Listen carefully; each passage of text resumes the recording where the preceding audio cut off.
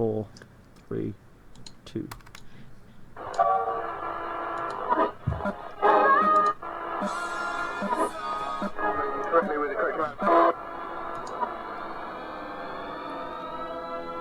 And now for our feature presentation.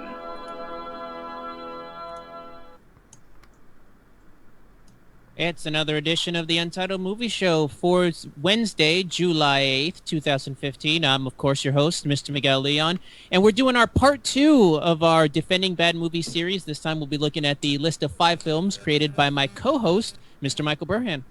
Hi, ladies and gents. Welcome. And thank you. I've got, this is going to... That was rather stunted, sir. Well, this is my, what was it? I think I've got one episode of the Untitled Movie Show left after this one, so it's getting to Judgment Dave's Day. Episode. Yeah, it's getting to Judgment Day. Yeah. So it's looking at No pressure, Dave. Your episode's called Judgment Day. Yes, it is. Well, we'll go out with a bang because I'm still wondering what the future of the show is going to be during those 2 months, but we'll work things out. But as you heard there, we do have our usual suspect, Mr. Dave Wade. Hello. And tonight we don't have Miss Anita Kasky. I believe she's out doing more important things, to her credit. So we actually brought on a third guest. And Dave, I don't want to ruin this guy's name, so I'm going to have you introduce him into the show. Who's our guest for tonight? My good friend Callum McPhail from Ghastly Tales, Area Shifty Bun. Long-time friend on YouTube. He's been on an episode of Burhan and the Boy. He's a big movie buff. Very interesting fellow as well. Don't hold that against him. Sorry.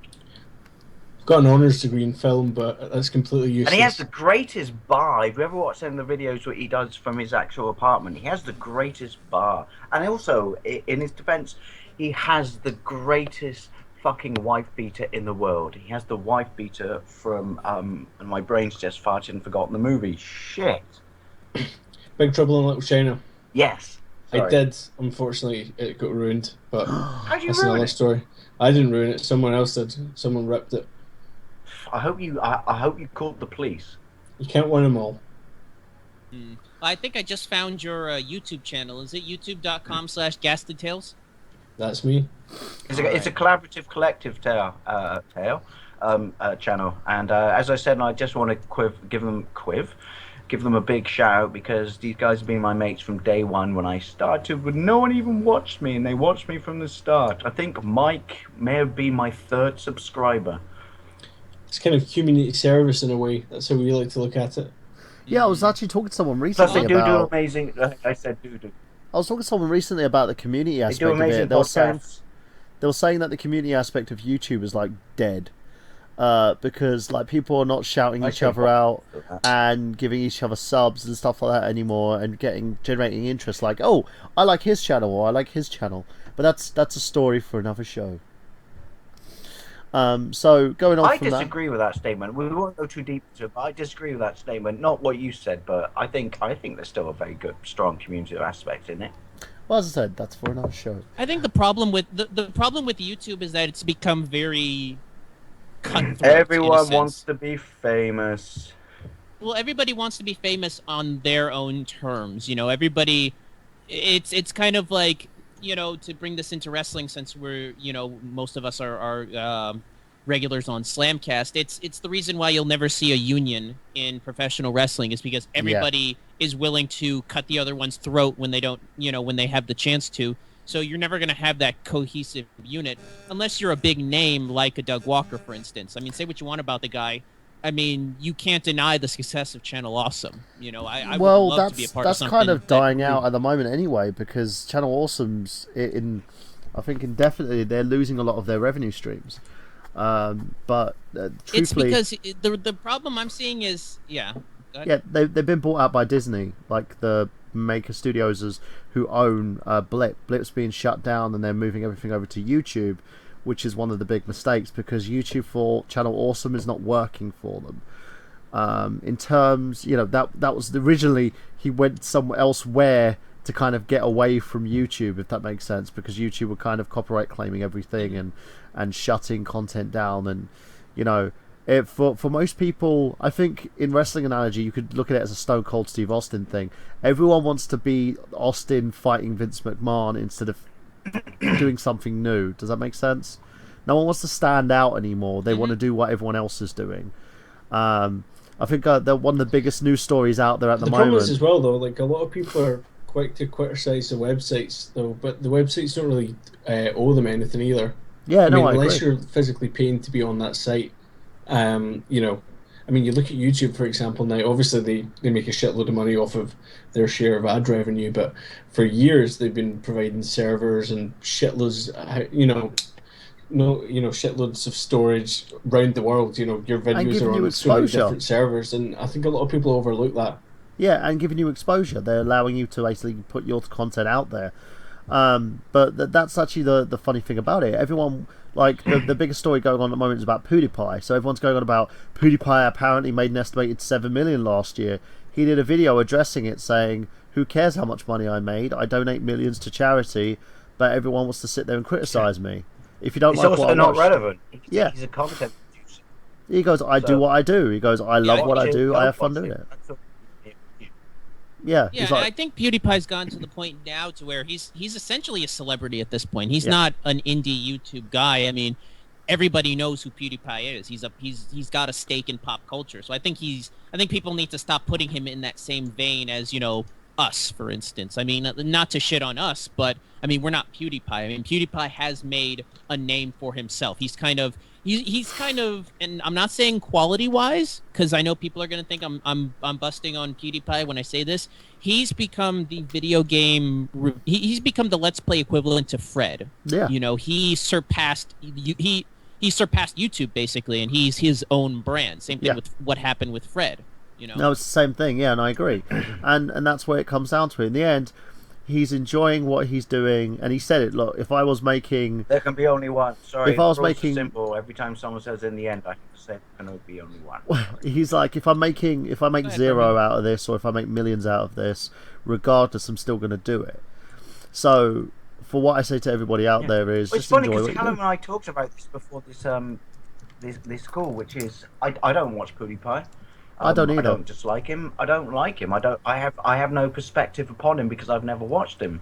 But at the same time, two things spring to mind, which is you can't deny the fact that he's a positive in YouTube because of the amount of money he gives to charity. And the second obvious elephant in the room, which is if you don't like someone, rather than just sit there with a bug up your ass and fill their comment section up with shit, don't watch them. Yeah, it's kind of like I still to this day don't understand the hatred for Angry Joe. You know, I don't have really an opinion about the guy. I like a lot of his videos. Don't say that out loud in front of Burhan. No, I know Burhan is one of the people that has a gripe with him, and I don't understand it, honestly. Well, as I said, it's for another video, and I probably might do a video discussing that at some point. So let's go to my defending bad movies. So it's because I want to use Burhan has I want to use some of that pent-up frustration to kind of target something else. Let's go. I will say I remember your list from last time, and the one that stuck out to me was Die Hard 3, which I had a chance to watch for our Die Hard retrospective, and I adore that movie. Yeah. I do too. Do you ever think that there shouldn't have been like Die Hard, or like there should have just been Die Hard and then Die Hard with a Vengeance, right? Because if you think about it, right? No, let me explain it, right? Die Hard, right? It ends up being John McClane's in the wrong place at the wrong time, right? That's how he ends up getting in that scenario, right? So it's a little kind of a bit of a stretch that in the second film he happens to be in exactly the same kind of scenario, right? Wrong place at the wrong time. However, in the third one, he's actually actively sought out by Hans Gruber's brother. Yeah. So really, it would actually make sense for 3 to be 2, because then actually they kind of make sense. But the second one's kind of a stretch, I've always thought. It's basically 2 is kind of, I would put. I think if you reorganise them, you would have 1, 3, then 2. So it actually just reorganise them. And then let's just ignore 4 and 5. Let's ignore 4 and 5. Let's just ignore every other one after that. Live, as I did the other day. If you watch 5 and pretend it's not a Die Hard movie, it's a moderately acceptable action movie. Well, hold on, hold on, Dave. Did you see the U.S. R-rated cut or the U.K. 12-rated cut? Because I know you guys got a butchered version. Oh, I bought it on Blu-ray, so we get the hard. We always get a butchered you version. guys got the hard cut. Because, What I'm saying is South Park Stick of Truth. Well, Our version no, of that. we always get a butchered version, but it's a selling point, isn't it? Which is, from now on in this country, thanks to Blu-ray, if you want to see the movie in its original format or how it was intended, or the director's intentment of the movie, not the studio's, wait for it to come out on Blu-ray, because you certainly won't get that cut on fucking regular DVD. Yeah, but when your director is John Moore, the same guy that directed Max Payne, is it even worth watching the director's cut? Like how you can't polish a turd. I'm just saying I enjoyed it, but I enjoyed it, and it's wrong to say this because it completely. Well, it's not wrong. It's my opinion. Completely ruins it as a Die Hard movie. It's an all right movie if you just take it as a standalone action movie and ignore it from the Die Hard canon. Mm-hmm. I agree. I recently watched Film Brain's review of it, and that's kind of the vibe I got. Was this? It does not try to be a Die Hard movie, you know. It doesn't. It's a father-son getting back together, restoring their relationship movie. Indiana Jones 3 did it better. Obviously, because Sean Connery was in it. Yeah. And on that note, Burhan, let's start with your list. What's your first defended bad film? Okay, I'm going to leave the best one till last, but I think we'll do this one to kind of knock it out of the park. Speaking of Bruce Willis, and it's the movie known as worst one to last. It's basically a movie known as Hudson Hawk. Go ahead. Now, Hudson Hawk, for all intents and purposes, a lot of people... You can't say that's a bad movie! A lot of people hated it, but I felt it had the right level of cheese, if that makes sense. It took a lot of people who were successful at that time, took Bruce Willis, who was considered an action star, and put him in a situation where he was playing kind of an anti-hero, but also had this whole like kind of singing thing going on. You had the whole plotline with Da Vinci. It was a very good story. It was told very, very well. You had some fun characters in there, but a lot of it, I think, is because the fact they didn't flesh out who Hudson Hawk is. You know, he was always seen as this guy who always wanted to do this last job. You never knew why. And I think that kind of let the film down a little bit in terms of story. Yeah, but it was very. I still felt the film had its own kind of cheese to it. It was a AAA movie that had a B movie feel to it. For me, I love the fact that they did that whole "Would you like to swing on a star, carry moonbeams home in a jar" when he's always like trying to break into a place. That was great. You know, it kind of touched on Bruce Willis's singing career. People don't even know he had a singing career. And it also had that very nice moonlighting-esque appeal to it. You know, because Moonlighting in its own right was very off the wall.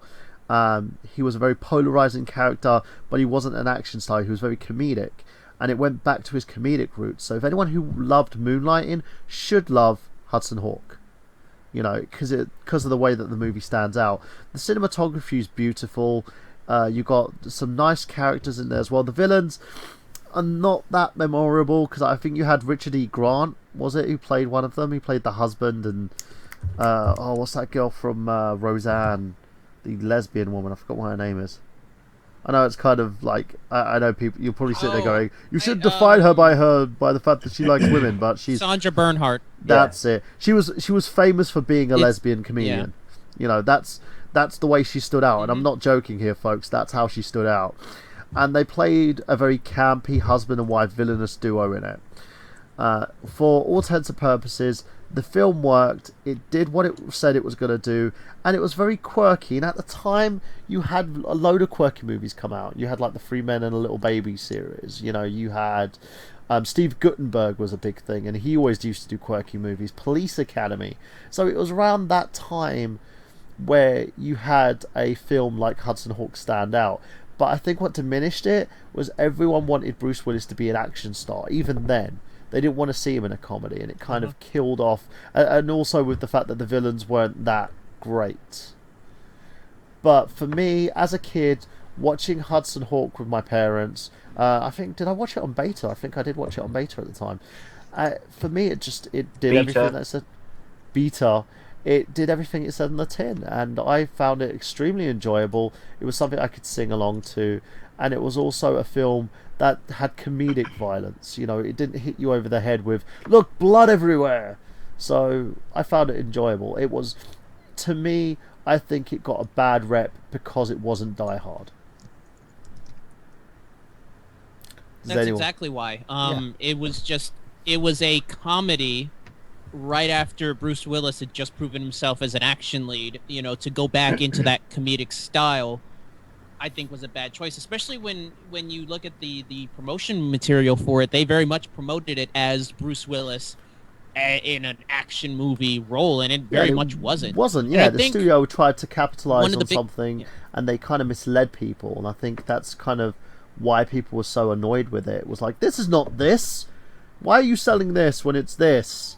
I think they've done it a couple of times, actually. With nowadays, they've done it as well, selling films as though there's one thing, but there's supposed to be the other. Like, what was it, 47 Ronin, saying it was a Keanu Reeves movie when he wasn't even... Well, he was, like, barely featured in the bloody thing. Yeah. It was a I bait think you'll and find switch. that was my movie. Sorry. Yeah, it was a definite bait and switch, and I also think a lot of people had issues with the humor. It was kind of too on the nose. It was too silly. I adore over the top cheese. I really do. I'll be honest. I'll be perfectly honest. I haven't seen the movie fully. I've only seen bits and pieces here. I'm looking at the Blu-ray online right now to possibly order it, because if it's a good enough movie, I'll get the physical copy and support. It's a great movie. The brand. Yeah, But I mean, I get it. It's a typical Moonlighting Bruce Willis movie, and I think people don't get that. And if you're a fan, I'm a huge fan of Moonlighting because of the fact my mum used to watch it religiously. As a kid, if I was homesick from school, we'd be watching Moonlighting. Before I'd go to bed, we'd be watching Moonlighting. And for me, the dynamic he had with Sybil Shepherd... a show on mainstream TV to break the fourth wall. Yeah, and it would do it a lot. And that's kind of what Hudson Hawk did. It broke the fourth wall. You had those cheesy scenarios, and it revolved around science as well, like the whole Da Vinci theory and how all his inventions actually led up to a machine that made gold. So it was a kind of obsession with monetary gain and stuff as well. And it had kind of a political element. It came from the same time as movies like RoboCop, which used to use certain metaphors and themes in order to kind of, you know, talk about certain religious, political kind of scenarios and agendas and stuff. And it was fun.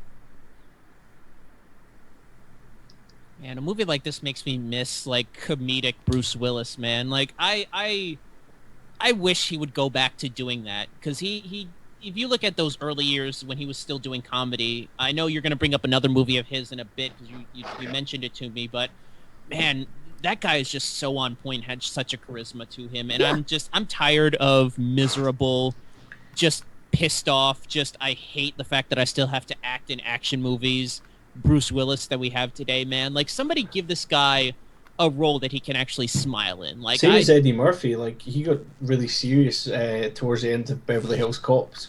Serious and just fucked it. He destroyed his own career. You know what? Eddie Murphy deserves everything he gets, because he said yes to movies like The Nutty Professor and Norbit, and you know, it's just He became Disney's bitch. Yeah.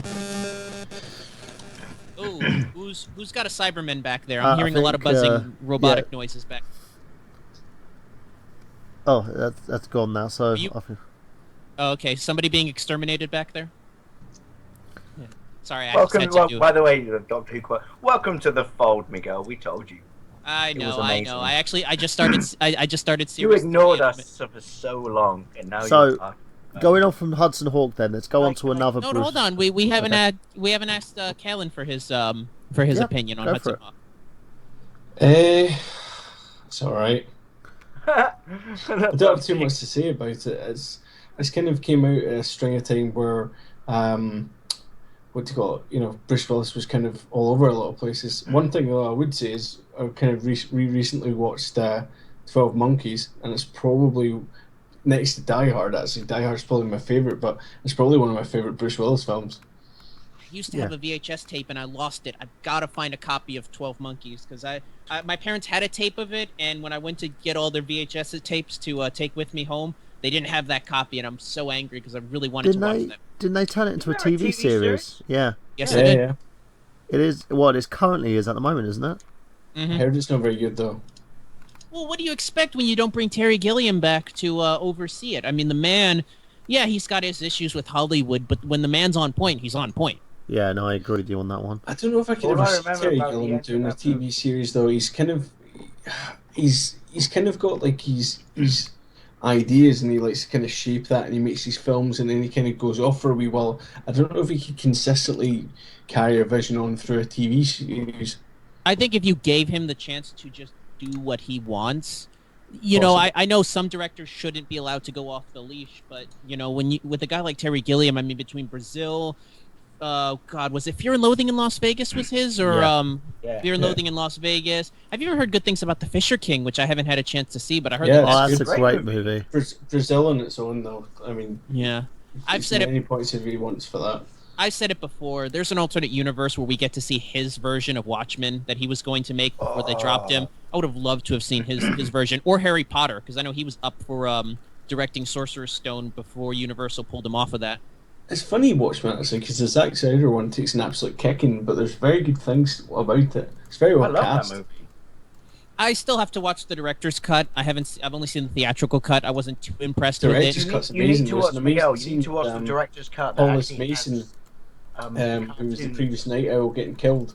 And there's actually like a scene of him being assassinated. And It's like perfectly orchestrated. There's almost some kind of operatic grade stuff in the director's cut. There's some brilliant stuff. Have you seen the director's cut though? Oh, the one with the the the, Black Freighter footage put back in. Yeah, and it makes it really long, but it does really properly go back to what the graphic novel was about. And my graphic novel is signed by the people who made it. By Alan Sexy. Moore. Yeah, and you cannot get his signature for love or money these days. So shall we? Let's continue Can I a little bit. talk about Hudson Hawk? Yes. So you have something to say about Hudson Hawk? I fucking adore that movie. I absolutely adore that. It's weird because it was when I was working at my dad's garage, and we don't get this anymore because Blockbuster and shit like that is dead. But there used to be a van that would drive, a lorry that would drive by people's houses, and it would drive by my dad's garage every Saturday morning, and I would rent a movie off a moving vehicle, and it would come back the next Saturday to pick it up, and that's where I saw Hudson Hawk. And I agree with Bern. It's and yourself, Miguel, which is it's Bruce Willis shines in a comedic role when he's not being super gruff in all this, and Yeah. I liked it. I really, really liked it. Plus, it's got one of my favorite fucking dumb idiot characters in it ever, which is who remembers Butterfingers falling over on the 4 arrows in his chest? I remember the scene where he's like, hey, do you want me to go up there and rape him? Like just out of nowhere. And the bit when they go to shoot the poison dart, but they take a deep inhale and go, and then paralyze themselves. I thought that movie was brilliant. I love the would you like to swing on a star bit? Yeah. And then the guy looks at him and just goes, there was a wonderful invention when you were in prison. It's called the watch. And then Bruce Willis just looks at him and just goes, 2, 3, 4. Would you like to swing on a star? You know what's funny? I don't know if they did this as an homage, but have you guys ever seen Mission Impossible: Ghost Protocol? No. Yes. At the beginning of the movie, they have a scene where they're breaking Ethan Hunt out of prison, the Tom Cruise character, and they time their explosions to "Kick in the Head" by Frank Sinatra. So it starts playing over the intercom of this prison, and then all of a sudden, Ethan Hunt knows he's just got that amount of time before he needs to escape. And I just thought it was like I almost saw it as like a cool little homage. I don't know if it was an homage to. It's got to Hudson be. Hawk. There's no other way to say it. It's got to be. Yeah. And that's All right, that's the thing. It's a high quality movie, and like another one where again. Is it true though? One last random fact, because I read this at the time. Because Hudson Hawk had a budget of what, 80 million, I believe. And is it true that it was when Bruce Willis was rapidly losing his hair, and he didn't want to wear a toque? So, and this is just the old wives' tale I heard, which is they spent a large amount of money from the budget on superimposing hair on the back of his head. I doubt. Well, I can't really tell. I don't know if that would have raised the They budget. would have probably done practical effects instead of actually using computer effects on hair. That's what's out there in internet land. Yeah, I I doubt think that's that. a rumor. But yeah, just the last thing before we move on to the next one. This movie was a $65 million budget, made 17 million, so it was a huge Ooh. bomb, Yeah. massive bomb. But I have noticed that in the last few years, especially in this decade, there's been a big upswing for Hudson Hawk. So I think given a few more Oh, it's years, definitely a cult movie. I it think is. But they made it with the intention of creating a series of movies out of it. I think that Mhm. they were gonna kind of go back to the story eventually, but Yeah. once it took that big hit, no, you would never It see got it. games though, by the way. I mean, they thought it was going to be big, and so they licensed it before it came out. But it's got games on the NES, the Spectrum, the Commodore, the MSX. But that's it's around the time where any movie would become a video game. Yeah. But I was gonna say before we move on to the next one, I say give it another 10 years, and it's gonna be like the situation with The Thing. People are gonna forget that the movie was a bomb, and they're just gonna remember it for how good it is. So give it time, and we won't even have to talk about the I'll fact tell that you it's what. a defended bad movie. Yeah. I guarantee the way Hollywood works that at some point in the future, probably when I'm dead, it will be remade. No, I agree, and probably The Rock's going to probably star in it because he likes pissing on people's childhoods. Him and Michael Bay should make the movie together. You say that, but I could actually see The Rock being as charismatic as Bruce Willis was at that time. I mean, he's nowhere near as good of an actor as Bruce Willis. I think Bruce Willis is a much better actor than Dwayne Johnson, but I could see him in that type of role. But it's neither here nor there. I don't want to get into another Hey, argument. what about I'm Dwayne saying is The Rock and Big Trouble in Little China. You do the Yeah. math. Yeah, exactly. Go ahead. Let's move on to the next one. What's your second film? Right, the second on one, your again, list? it's a Bruce Willis film. I thought we could kind of segue off the other one onto this one. Again, he's in a rather comedic role, but it's a dark comedy. It's from an era where you saw films like Beetlejuice happen, very Adams-esque in its own right. I love this movie because it had... Oh, Sixth Sense. Well, Nope. it had two of my favourite actresses at the time in Oh, I know what you're talking about. Sorry. Goldie Hawn and what was her Meryl name? Streep. Meryl Streep, thank you. And it's called Death Becomes Her. Mm, And it You also can't put that on a bad movie list, Bohan. That's a it's fucking great movie. no, but it actually has been said that it's a bad movie. And again, I think a lot of it is due to the fact that people don't like seeing Bruce Willis in these types of roles. He actually plays a very secondary character here to the two female leads, which again, due to voodoo and black magic, you have this girl who is dumped for this beautiful, stunning woman, decides to take this potion, change her overall self into this stunning, beautiful woman, and then convince this guy to kill his then wife, who actually has taken the potion herself before anyway. She falls down the stairs, and you see all that its lasting effects. Hilarity ensues where these women who just won't die, but their bodies can get extensively damaged to the fact one of them's got a hole in her chest. The other one's got a broken neck that just won't stick itself, if that won't hold straight. It's funny. It has those cheeky elements to it. Very dark humor, and the great thing about it is he is such a wimp in the film. He is such a wimp. He reminds me of those nerd guys who gets a girlfriend after complaining and moaning that he wants a girlfriend for so long, and then cheats on her because another girl has interest. You know what I mean? And then after he has no girlfriend, just goes, "Fuck you! I'm so alone. I want to kill myself."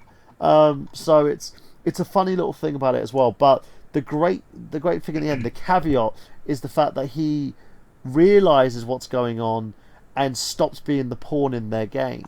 And it's as I said, he plays the role so well. He doesn't mind taking a backseat, unlike the Bruce Willis of today. And he plays a character that you've never seen before. This character, he's not a strong, dominant, masculine male as he is in Moonlighting. Yeah, he's not kind of a very funny, witty kind of in between as he is in Hudson Hawk. This guy's a pussy. He is the biggest pussy on the planet, and he's hilariously just a complete and utter moron, useless in his own right, but one of the reasons why they stick with him is because he has money and he has power, in a sense. And it's a fun movie. It's a great movie, and it came out on a time where I was a scaredy cat as a kid. I was so fucking scared of horror movies. Nightmare on Elm Street. It took me a while to kind of warm up to that. Jason, all these other like B movie horrors, even the Evil Dead franchise. I was crapping myself. But the moment I watched this movie, because this was kind of the movie they used to lull me in to the horror side of things, and I loved it. At the time, Streep and Goldie Hawn, two stunning women, and I will say gave me very nice fantasies. And watching them in this kind of role, Hawn's kind of used to it because Goldie Hawn does the comedies rather well. Streep was more of a, I would say, not prudish, but very dramatic actress in a sense. She wouldn't really do comedic roles as much, and it was fun. It was enjoyable, and it gave that same kick in the pants as movies as Beetlejuice, which was highly praised, by the way. And this movie was kind of seen as the redheaded stepchild. Mm-hmm. And to go back to what Burhan said, I just went back and looked up the reviews for Death Becomes Her. Right now, it's sitting at a 43% on Rotten Tomatoes. I think that's unfair. And basically every major critic that I'm seeing here gave it a thumbs down. I don't see, for some reason, they don't have Ebert's review, because usually his pops out first. But I know a lot of the critics hated the. I have that problem, but I find if I do my zipper up in public, it stops. But I'm sure. Yeah, I've said it before. To me, Death Becomes Her is proof that Robert Zemeckis does Tim Burton better than Tim Burton. A lot of people talk about how he kind of mainstreamed the macabre. I think a guy like Zemeckis knew how to do horror in a fun, comedic light. I think Tim Burton maybe was more mainstream than Zemeckis was, but I think in terms of craft, there's no one that can touch Zemeckis. I think this movie was ahead of its time in the sense that people weren't prepared for that level of balance of... See, black humor or black, it's not a horror movie, but black humor was not, kind of popular at the era they made this movie. But it was before, like American Werewolf, and it has been afterwards. And I think it was just in that lull period where people didn't really appreciate this movie for what it was, it was a comedy, yes. But it was in its own genre. It was a black comedy, as they would call it. It was basically a comedy in terms of being dark, in terms of being horror-esque in a sense. It had horror elements. It's kind of in the same vein as a movie that he did with Michael J. Fox. Was it The Frighteners, wasn't it? He was the producer on The Frighteners. Peter Jackson was the director, but you can see a lot of Zemeckis' hand in just the shot, the way the shots are done, and how it kind of just switches tone back and forth. You could tell very much Zemeckis worked with Peter Jackson. Yeah, and it's a beautiful, beautiful movie, and that's the thing with Death Becomes Her. It's beautiful in its own right. It's beautiful, it's dark, and it's humorous. And as a child, I was a kid when I was watching this. I found it hilarious. My mum was sitting there watching it with me. She enjoyed it. My dad enjoyed it, for all the wrong reasons. And it showed another level to Bruce Willis's character. And when most people sit there and go, "Oh, Bruce Willis is an action hero," I always sit there and give him a rebuttal and say, "No, he isn't. He's an actor. He's an actor who's been forced and kind of pigeonholed in the action genre because that's where he made his bread and butter." What's the movie where he got his winky out? What's that? Color of Night. Yeah, Color of Night. So, in a sense, it's a shame. And it is a shame because Bruce Willis deserves a lot better. He does have a huge attitude problem, but I always believe that as a character actor, he's been pigeonholed as one of his characters. And this movie shows, if you want to see a diversive Bruce Willis, I think there'll be 3 movies that you'd want to watch. Death Becomes Her would be one of them, Hudson Hawk's the other one, and as Kev's pointed out as well, Sixth Sense is another one. Because these movies show a rather diverse palette. Did you say Kev? I did. I apologise.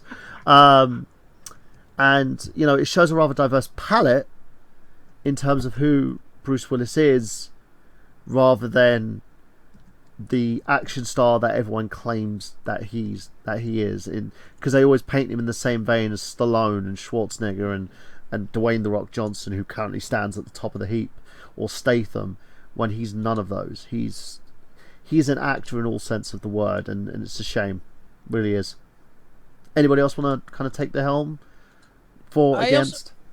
I want to bring up the fact that I think what really hurt the film is the fact that look at the director and look at what he's just coming off of. Death Becomes Her came out in 1992. Up until this point, I think Zemeckis had only done, bear with me, was the third Back to the Future film out by this point? It was already out. So he had done the 3 Back to the Future films and Who Framed Roger Rabbit. Yeah. And you can also put Romancing the Stone in there, which I think was his first big film. I love that movie. Oh, yeah. It's clearly supposed to be a swashbuckling kind of Indiana Jones-esque film, but Zemeckis does but very still well very with that. tongue-in-cheek as well. I like the Family Guy skit when she hides in his chin.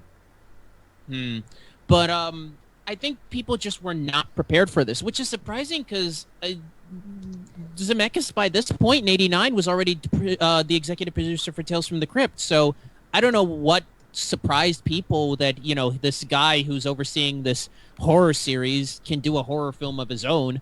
I don't understand what the psychic dissonance was with that, they couldn't put two and two together. The thing is, it's face value. Everyone expected Zemeckis to be Back to the Future all the time. And when they didn't get it, they were like, what the hell? This isn't what we asked for. And I think the same goes for when people expect a Bruce Willis movie. They're like, oh, we want to see a Die Hard movie. And when they didn't see it, they were sitting there shitting all over the stuff that he did do without actually watching the movie. It happens a lot, like, for instance, nowadays, you kind of have the same type of people where someone would shit on a game from a trailer without actually playing the damn game. I heard a few people sit there talk negatively about Creed. When I sat there, I was like, why are you talking? This is Rocky. This movie is Rocky 1 retold from a different perspective. I really enjoyed that trailer, and I've got gameplay coming up when I discuss it.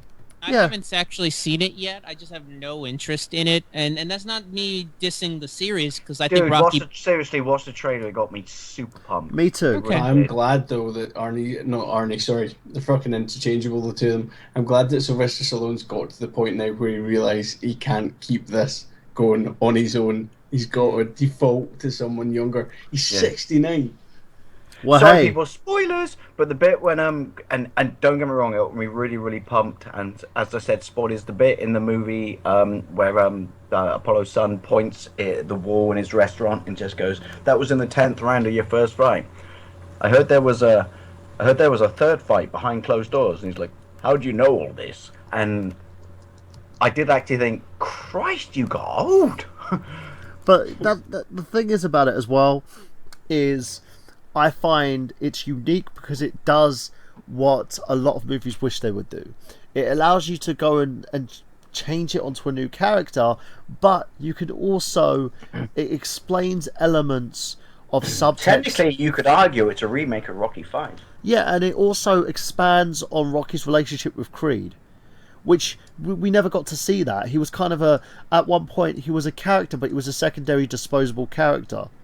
He was used kind of as a MacGuffin for Rocky to kind of fight Drago in the end, which is a shame. Now you get to see a lot more about him. He's a father. He's a father who his son never knew. You've got this kid here who wants to, become something and make something out of himself, even though a load of shit has happened in his dad's life. The actress who played Apollo's wife in the actual movies is in it, which I was kind of impressed. And we also get to elaborate on the relationship between Rocky and Apollo, which, again, you never got to see that. So I'm looking forward to this. They ran on the beach together a lot. I disagree with that. I think 3 had a lot of good moments. 3 is debatable. Is one of my favorites of the series. It had moments, but for the whole movie. That they reference, which is the behind closed doors fight scene at the end is a clear reflection upon the relationship, which is. What's Apollo do? He goes, ding ding. Yeah. And he's like, Frey, so we using Adrian for brooding? And he's like, yeah, whatever, man. And then they carry it over, don't they, to Rocky's black eye when he's sat around the breakfast table with glasses on. But as I said, if you check out with Rocky 3, he talks about the Eye of the Tiger. He trains Rocky, but you never find out their relationship. They don't bond as well as you would see two characters working together do. they talk about their relationship, the I first find my fight and best stuff. workouts are when I'm done wearing a vest that's cut off at my Yeah, midriff. but you get to establish that friendship all over again and actually expand upon it. I'm not talking about his training and the fact that they had great moments together. There's a lot more story in it. So I'm looking forward to Creed, but I think a lot of these movies, these guys tend to look at it as face value and say, well, I was expecting a Back to the Future because it's Robert Zemeckis, or I was expecting a Die Hard because it's Bruce Willis. How many people wrote off Rocky 6? And that Oh, was a lot. I wrote it off, and then I watched it, and I was watching it with my little daughter at the time, and I was getting her to punch the wall. Granted, she was a small little wee baby, but I was just like going. Kid, not about hard you can get. Sorry. Yeah, and anyway, back to your bad movies. Yeah, let's go on to. Has anyone else got anything to say about Death Becomes I Her? have something really quickly to say about that movie, which is, and it's funny. It's like Miguel's movies, which is so far. I'm loving all the movies you picked because I absolutely adore Death Becomes Her because it was creepy, it was weird. The fight scene that was I loved it. State of the art special effects. It's and she practical hits her head too. around and it spins and then shoots a hole through her stomach and shit like that. And then that, sorry people, spoilers, that really bit at the end that's so creepy when they go to Bruce Willis's funeral and they end up getting shattered and stuff. Yeah, they're sitting there like screaming when they read this fucking eulogy. Yeah, and because he's not around to fix them up, and so they're like completely bastardized at this point. But there's so many dark overtones in that movie, even though it's played for comedic laughs, that I like because I think it's good to feel uncomfortable in a comedy sometimes. Yeah. And I just think the whole movie's brilliant, which is here you go, people, because we all want immortality. We don't want to grow old, and I think more so than most movies, and this is why I personally, wouldn't put it on a bad movie list.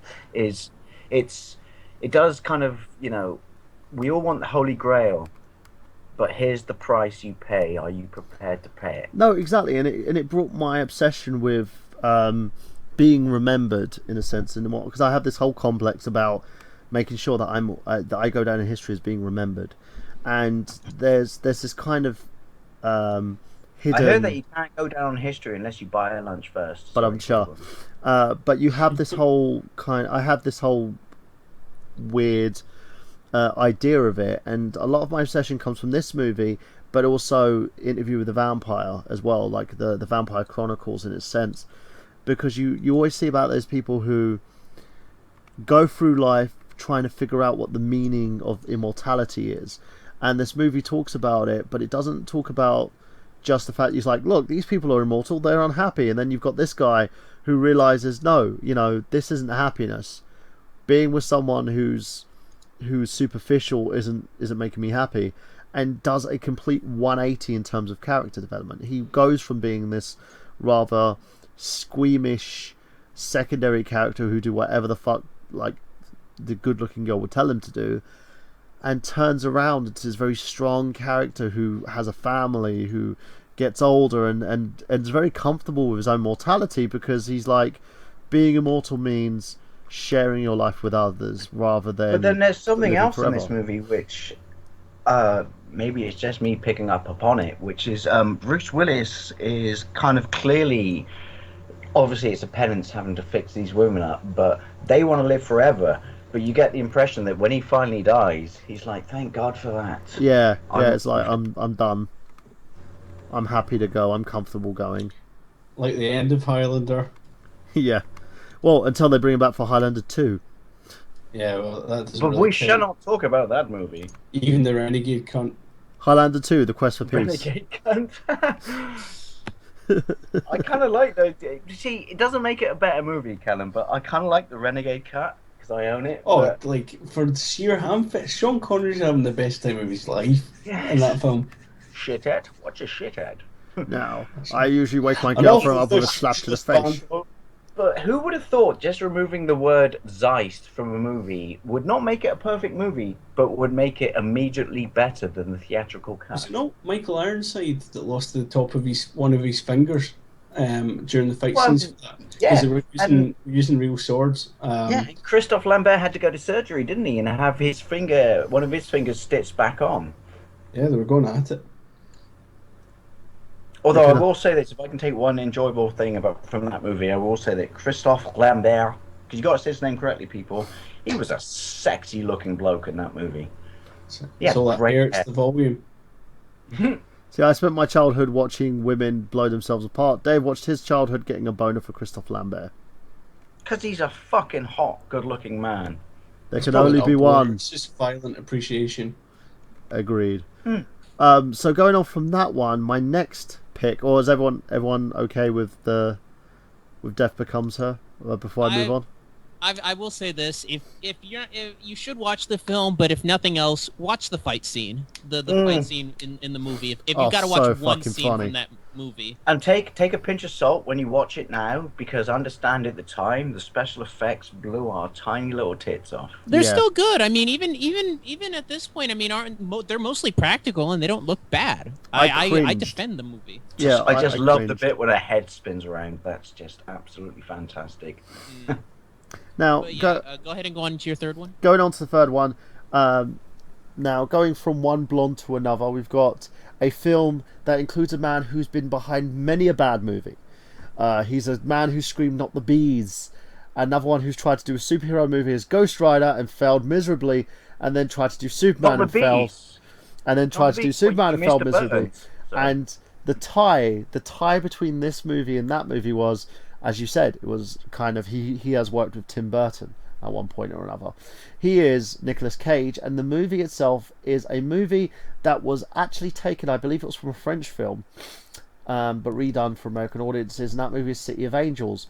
I was going through a point in my teenage years where I would watch a lot of romantic movies, and this was one of them. It's about an angel who is like supposed to be watching the Earth, and then decides that he wants to descend onto the Earth himself and then become human, because he falls in love with this woman. It's the one with Meg Ryan. Yes.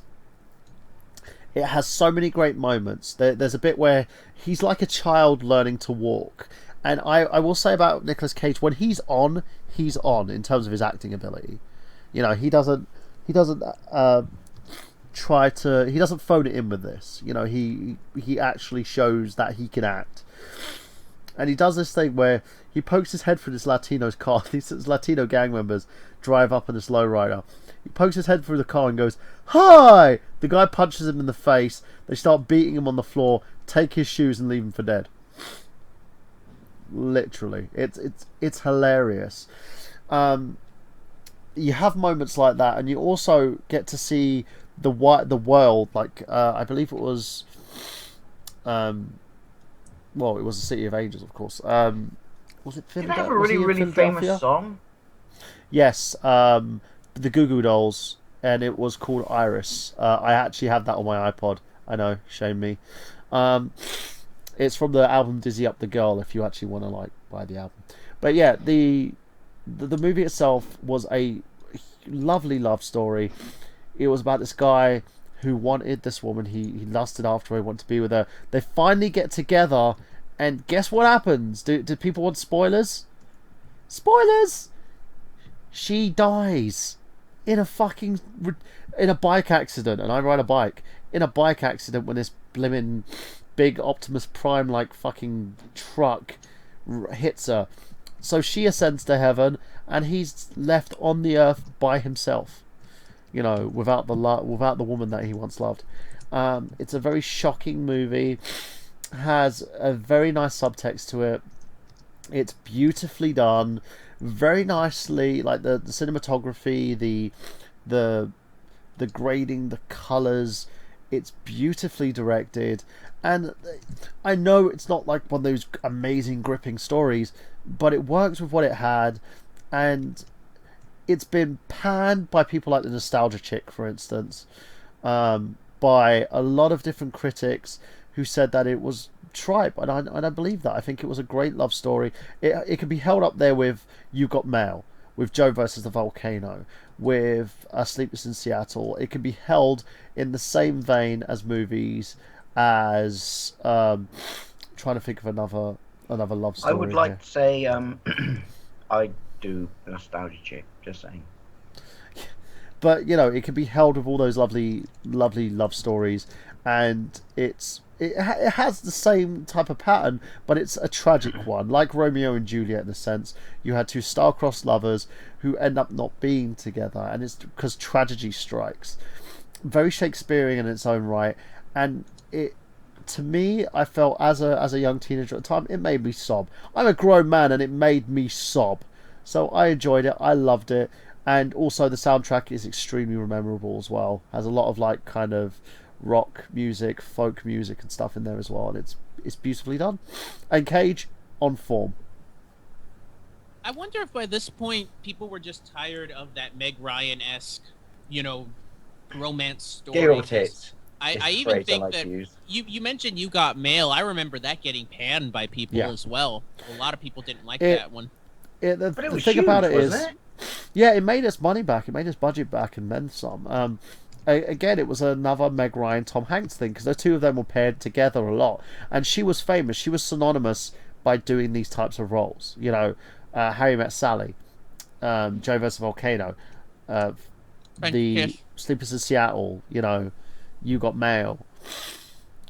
That's how her career was made, and when she tried to kind of differ from that, she did movies like In the Cut, which will remain nameless. People were just tired of it. They're just like, well, we don't really care for you. So, and it's a shame. She's a good actress. She's not amazing. And I think, in terms of the film itself, the quality was there. I think what let it down is the fact that people, maybe you're right, maybe people were just tired of the genre of movie, or maybe they were just starting to get tired of Meg Ryan. Anyone's thoughts on this? I've never seen this. I know of it. I know of the soundtrack. You should watch it. You really should, my friend. Are we still talking? This is going to make me sound so shallow. Are we still talking when Meg was hot? Yes. You mean pre-lip surgery? Yes. Yeah. Because I remember that was a big deal. Trout pout, I think is the term we're looking for. Yeah. Yeah, that happens from. This is when she was naturally beautiful, Dave. This one she was natural. I'll give it a go. I'm looking at her list of her filmography. I think after City of Angels, she did You Got Mail. Yep. And then after that, I think she tried... I actually, you can laugh at me. I actually kind of like that movie. I did too. I think the fact that it was tied with the whole AOL thing dated the movie way too much, even by that point. Yeah. And then after that, I think the only other movie I remember her doing was Kate and Leopold, which was that weird time travel movie with God, what's the Brit's name? Who I think I forget his name. Give me Russell Crowe. No, not Russell Crowe. That was Proof of Life. Oh no, I was thinking of somebody else. Yeah, it's Hugh Jackman. I was thinking of Rupert Everett. I thought that he was in this movie, but no, it's Hugh Jackman in this movie. I believe pre Wolverine, or was this right after that? I think it was pre Wolverine. Yeah, so he wasn't much to do anyway. Yeah, he was basically trying to find his feet at the time. Yeah. So I think by this point people were just done with that whole, Meg Ryan-esque thing, because she was doing stuff like that back in the I got 80s, curly hair. Everyone loves me because I'm in comedies. I mean, you can only do it so many times before people start getting tired. And when you have When Harry Met Sally, Joe versus the Volcano, Sleepless in Seattle, French Kiss with Kevin Kline, City of Angels, I think people were just tired of that formula. Yeah.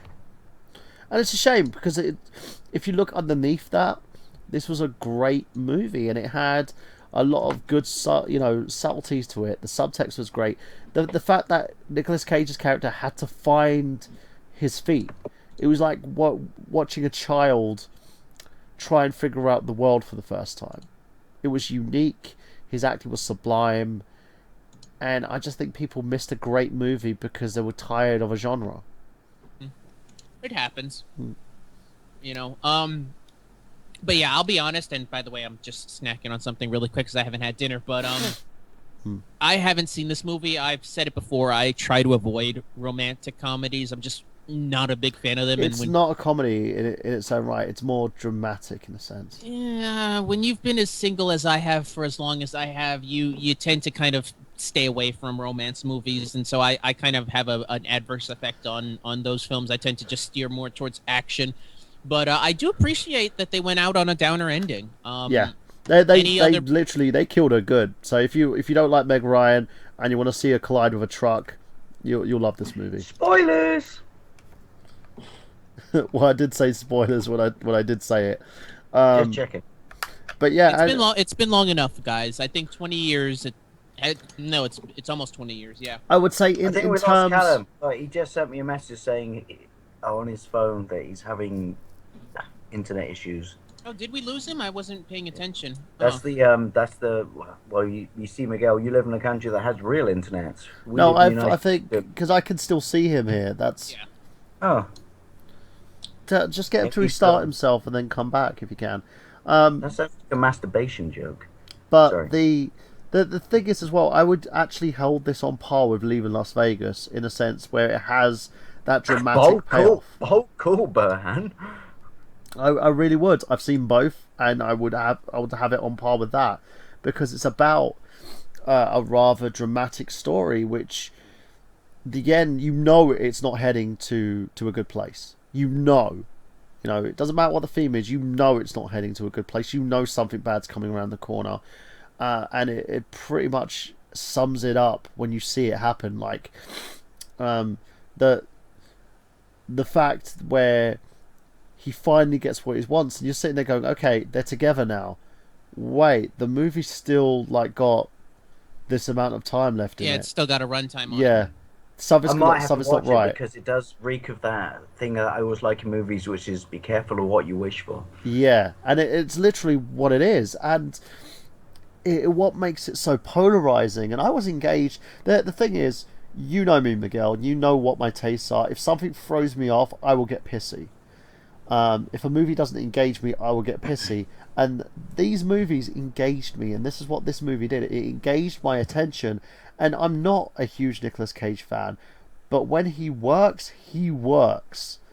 Yeah, I mean, people forget that the guy's an Oscar winner. I Yeah. think I forget what the movie was that he won an Oscar for, but he has won Oscars. I think for it was acting. Leaving Las Vegas. It Yes. was. So. It was Leaving Las Vegas. Yeah. Yeah. Yeah, and, So he knows how to act. I just it's kind of one of those things to where if you don't if you don't have a character that works within Nicolas Cage's wheelhouse, you tend to get situations like Face Off. I like Face Off. I do too. But it's when people when they show that clip of him dressed up as the priest. I mean, that's a perfect. That's my amalgamation favorite scene. Just the fact where he goes, "Oh," and he's like doing the fucking metal hair bob thing, and then he goes behind the choir girl and she's singing and he grabs her butt and he's like going, "Ah!" It's hilarious. That's one of those movies that just wears its Castor heart on its sleeve. Yeah. Do you know what I love about Face Off? What I can just drift slightly into another topic right now. Do you know what I love about Face Off? Which is they work out each other's mannerisms so well. Yeah. That when they play each other, you do actually get confused. Yeah, Cage is good at playing John Travolta, and John Travolta was great at playing Nicolas Cage. And I love that movie. But again, I'm not here to defend that movie because I defended it before, I think. I'm here to defend my next movie, and my next movie is a movie that it was a third movie when the Marvel superhero movie franchise, when Marvel decided to license all their movies off to different studios.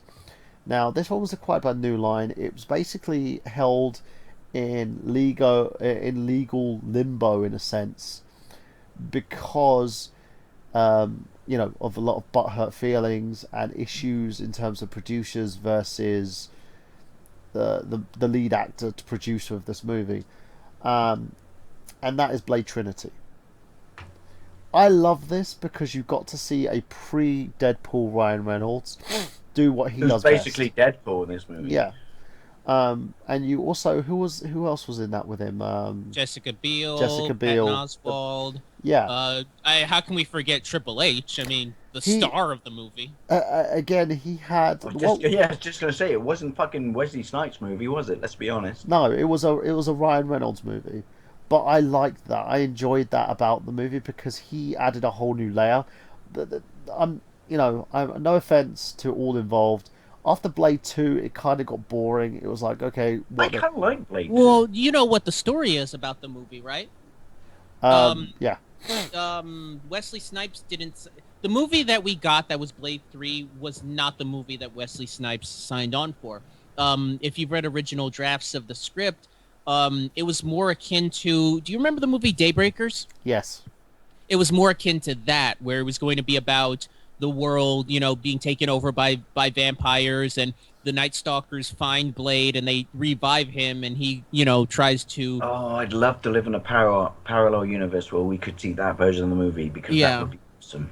And supposedly what happened was when David Goyer took over as director, he didn't like the idea and was like, let's do something that's a little bit more mainstream. And so he was the one that kind of rewrote the script to fit in with the Dracula storyline. And that when Snipes was already signed on, so he knew the movie. He did not like the way that Goyer basically rewrote the Yeah, script. the story was terrible. I'm not gonna know Well, it's buts a Blade about it. movie where Blade is technically a Yeah, background he's a character. secondary character. Yeah, and what's unique about this movie, I feel like Ryan Reynolds had all the best lines. There's the bit about the woman turning him into a vampire, and she goes, yeah, she goes, "Where is it?" And he's like, "It's in the meaty part, just between my butt cheeks." No, he's like, it's in the right butt cheek. Bam. Oh, I mean, it's in the left one. He's like, all right. He hits her again. And he's like, all right. I confess. It's in the meaty part right above the Hello Kitty tattoo. Yes, and I it, can't remember if it's in the movie or it's in the outtakes because even if you buy a regular DVD, you get really good outtakes. But the bit when Ryan Reynolds is sat in the car explaining why his fellow vampire hunter continually listens to her iPod, and he's reeling off lines about people, and it's probably an outtake and not in the movie. But I just love a bit where he's nodding his head and he just looks at the camera and just goes, "Celine Dion. She's a national treasure." Yeah, he really does. I hate to cut you off, but he really does carry that team because I like the movie. You know what? I like the movie. I do see the problems, and my biggest problem is I've never been a fan of Jessica Biel as an action lead. She's kind of right up there with Jessica Alba in a sense, where she looks kind of tough. I'll probably put her one step above Alba because Alba never looks tough. She looks like a little girl trying to be tough, but Jessica Biel's got a little bit more grit to her. She pulls off the angry wet look. Oh, come on. The fight at the start with the weird crossbow thing that generates a lightsaber, that's kind of cool. Yeah, well, the thing about it that I think really worked for it was Reynolds added character, right? He added The character worst and bit about character the development. movie is the end fight scene where Dracula turns into what looks like that bad guy from Power Rangers. Yeah, it turns... Basically, what he did, he added character and depth to the movie. If you take away the ending and how shockingly bad that was, if you take away the fact that Wesley Snipes was phoning it in, and the fact that Jessica Biel looked like she was having a big case of stage fright... Well, wasn't he on the run from taxes from the American government at this Not point? by this point, no. But if you take away all that stuff, the movie works on the fact that it's a Ryan Reynolds vehicle. You could tell they were trying to set him up to give him his own spin-off movie.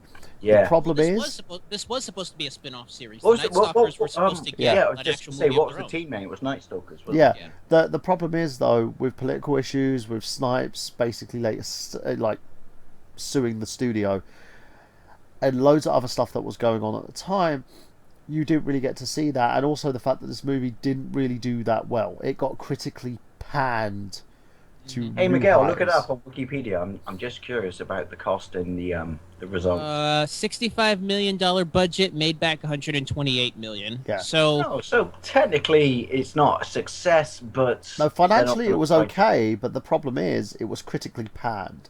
And Yeah. it's like, it's basically in the levels of Green Lantern, where it made back its budget and more, but it was raped by every single critic on the planet. And a lot of it was due And to the rightly subtext. so. The Darkstalkers, the way that they was put together, the fact they killed off Whistler again. Yeah, I know. That's one of the things that did annoy me about this movie, is when, like, There Whistler... are dark elements in this movie, though. Yeah, he I will brought say Whistler that. back in the second movie, and then suddenly, Blade, get away! Boom! I was like, they just killed Whistler again. They just. Do you know what? If I can just say something really quick about the Blade franchise that always annoyed me, which is if you get to the final scene in the original Blade movie, which is fantastic, and you see the bloke on top of the skyscraper, and they talk about how the fact that basically we're fucked, and there's this amazing sense of foreboding, which is humanity is screwed. Yeah. And no other movie touched upon this. But that's the thing. It worked on so many levels. And if you could ignore some of the issues that this movie had, all around it was a pretty good movie for what it was, and it was a great vehicle for Ryan Reynolds. That's why. The dark sequence I want to talk about. The darkness, everybody, the darkness. Isn't there a scene where they kill the blind woman? Yeah. Yes. Which is actually a very well done scene. I actually yeah, like that. Yeah, that's what I'm saying. It's really dark, it's really creepy, it's really kind of foreboding, and just that's not fair. But I do laugh the fact that how David Goyer is supposed to be this amazing screenwriter now, even though bollocks. Yeah, even though he made the same mistakes with Man of Steel that he did with this movie, in my opinion. And he's very hit or miss because on the he one jumps hand, from topic to topic. He doesn't he doesn't seem to understand or appreciate the fact that he should focus on said scene at said time and character development. Yeah, and then he just jumps around all over the shop, and that's what cheapens his movies. Yeah, and again, Miguel, as you know what you're saying about trailers that really misled people about the movie, Man of Steel.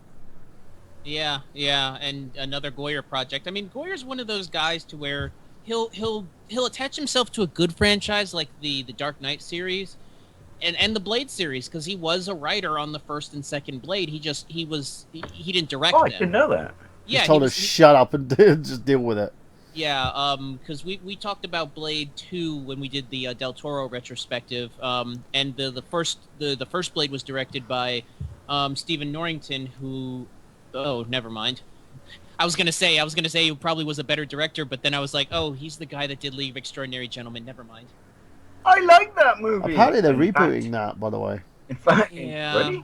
They're rebooting in it. fact, yeah. That might be in my list of bad movies. Spoilers.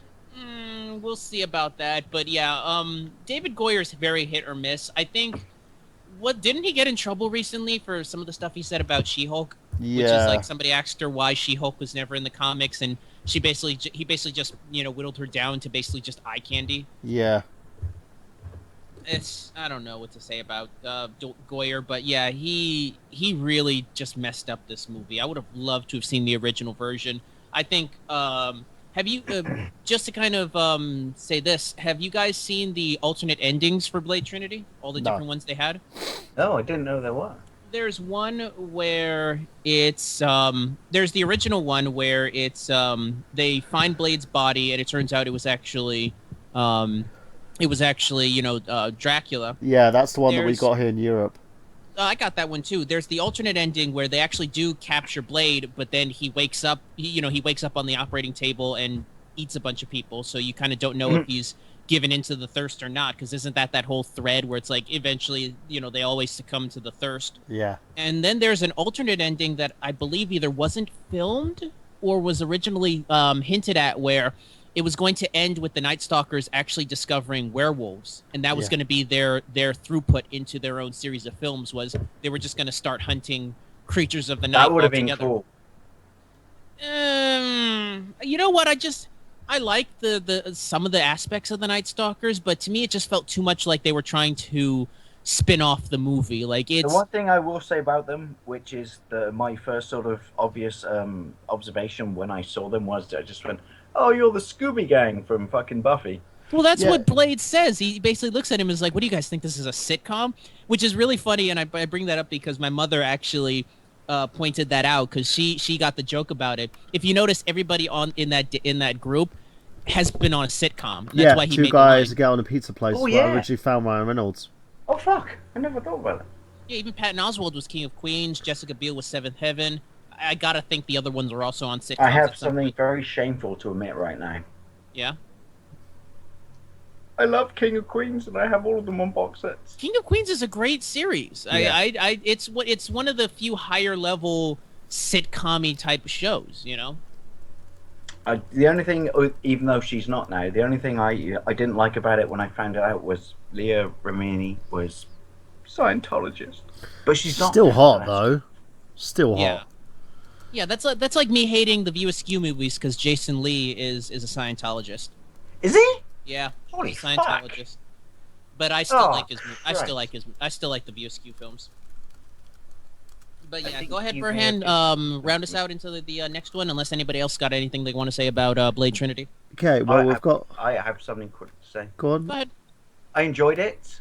I'm aware massively of all of its faults, and the fact that Snipes was no longer the mainstream character. It was clearly established to try and make a new franchise afterwards. But it's a terrible movie. But I agree with Burhan in the sense that I enjoyed it. Yeah, it had its moments, and I think it's got yeah, that amazing sequence when Jessica Biel sticks the fucking foam gun into Ryan Reynolds' shoulder and shit. yeah, and the thing is as well, it was one of those. I think if Reynolds wasn't in it, then the movie would have been a total shithole. But because See, I disagree because if he wasn't in it, they may have been forced to go back to the more darker times of the. They wouldn't prior have. late If the films. movie was the same way that it was, and Reynolds wasn't a part of it, I think it would have been seen as a terrible movie, in my opinion. But I just also want to say I marked out huge for Triple H in the movie. I thought he actually did a pretty good job as kind of. he didn't really say much, which was good. That I think the fact they kept him quiet was great because then. Know your strengths. But it did make him think that he could act, and then we got the chaperone. Yeah, but like I said, that's a whole polishing the turd thing. I think if you put Triple H in a movie with a good director and a decent script, he could probably carry it somewhat. I mean, the guy's charismatic. I don't think he would not be a lead. I think he'd be one of those people where he would play a henchman for someone else or a supporting character, but never a lead. Well, he's not a lead in wrestling either, but But I'm sure. So right, let's go on to my next one, and final one, I believe. This is his fourth, if I'm not mistaken. it is my fourth. Wait a minute, City of Angels, Death Becomes Her. Actually, no, I've got two more. Wait a minute, Blade Trinity, Death Becomes Her, City of Angels, and Hudson Hawk. Hawk, That's yeah. 4 so far. So this is your 5th one. Yeah. Well, basically, I wanted to, because I had two choices here. Now, we've talked about about the one I was going to do a lot, which was Superman Returns, and I was going to talk about that and defend that because Cool. One, I'm a big fan of Brandon Routh. Secondly, I believe that it wasn't as bad as people make it out to be. But we've talked about it. We've talked about it enough on this show. So Pacing. instead, I'm going to do something where I'm actually going to defend a movie with a professional wrestler in it who is not The Rock. Yes, we're talking about a Hulk Hogan movie here called Suburban Commando, which is it's the only Hulk Hogan movie that I went to cinema to see. It also has The Undertaker make an appearance in this movie. As a wrestling fan, I love this, and I had an obsession with Hulk Hogan as a kid. Even though this movie is complete and utter B-movie cheese, one of the reasons why I loved watching it was Christopher Lloyd. He had no fucking clue. I was frozen today. Yeah, no, but the way he did it was like, I was frozen today, and you're like, why did you? What made you say that? And it's what makes it work is he has no idea what the fuck his character's doing, no idea, which makes it even more funny. Hogan plays Hogan, but he plays Hogan as a space alien. Do you know what I mean? Hogan knows best. Yeah, but it's great. It's in its heyday. It's a fun movie. It's enjoyable, and it plays on Hogan's strengths. You could tell that it's a Hogan's vehicle because he's always the muscly guy. Is there a game? Is there like an FMV game? I have no idea. I've never seen it. 3DO? But I found it extremely enjoyable as a kid because it was funny. It was funny because it was just off the wall. There's a bit where he ends up destroying these bikers' bikes, and the biker goes, "Hey man, you know what we're gonna do to you?" He's like, "You're gonna break my face in, you're gonna break my arms, you're gonna twist them behind my back and make me scream uncle." He's like, "No man, we're gonna sue you." And Oh no, there, you botched it. It was no man. This is the '90s. We're gonna sue you. yeah. And it was funny. It was funny as hell. I enjoyed that because it was just off the wall. You didn't have it had no identity of its own. It used a lot more comedic moments from other stuff, and it made Hogan's character completely out of his element. You know, he was trying to be this big action hero, tough guy, and he's in a movie where it's full of people just. It's like a Call of Duty character trying to be in a Mario game. Do you know what I mean? Well, And that was kind of the theme of the early '90s. Was let's kind of subvert the big macho action genre of the 1980s by taking these figures and putting them into family type situations. I mean, Yeah. Arnold was doing that at the time with stuff like Kindergarten Cop and Everything in the Jingle All the 90s Way. was, how shall I put this with Hollywood? Fish out of water. yeah, it Yeah. was very with Schwarzenegger. It was very hit and miss. At the time, it worked with Kindergarten Cop, and in my opinion, it worked with Last Action Hero. But a lot of people hated it I because love think that movie. again, it suffered like most things, and it's a common theme here. Like most of these movies, it suffered from oversaturation, and by the time you got to the kind of the gems, people started hating on it. Oh, I also have some. Let me finish this bite real quick. I have something to say about Last Action Hero. Last Action Hero also suffered from huge studio interference. Because I believe the director was John McTiernan, who had just come off of Die Hard, and the writer was Shane Black, who had written, who recently directed Iron Man 3, and he had written a bunch of other famous films. What happened was the studio just didn't get it, and so they constantly had to Because rewrite. wasn't it originally like, it was kind of, even though he didn't write it, but it was an Arnie pet project, wasn't it? Yeah, yeah.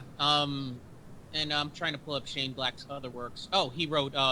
He was the writer for Monster Squad, Last Boy Scout, Lethal Weapon 1 and 2.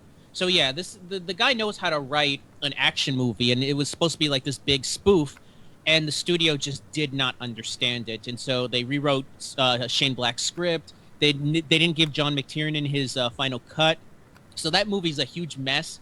But it's Wait, it, there's an alternative cut of this movie. No. Final Cut is Burhan. You're familiar with Final Cut, Yes. right? Final Yeah. Cut is basically where the director films all of his footage, and then one of two people can cut it up.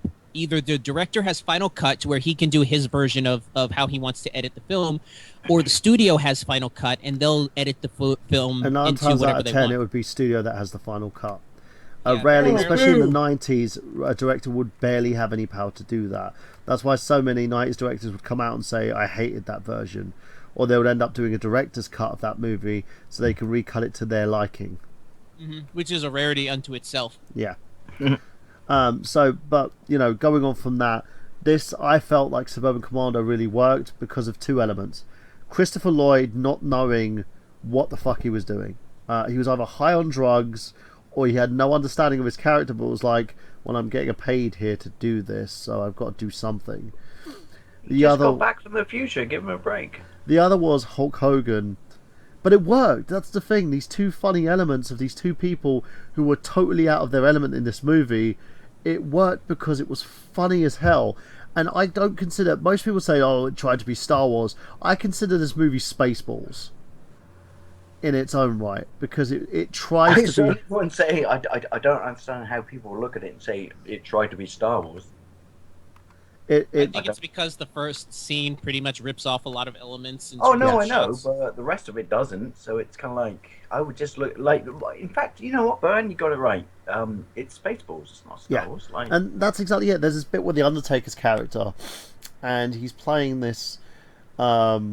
I've forgotten what the name of the character he's playing, but there's like an alien race, and they're always silent, and he's fighting with him, and then Hogan like hits him, and he says to him, he's like, "You'll never get away with this." He goes, "No wonder you guys don't talk," and I just cracked up. Because he had this big, huge, empowering, imposing dude that, at the time, you never heard him say a word. And then he just comes out and starts talking like this. And as a kid, I cracked up with laughter. Does it hold in terms of today's standards? No. Is it a terrible movie? by a long shot, no.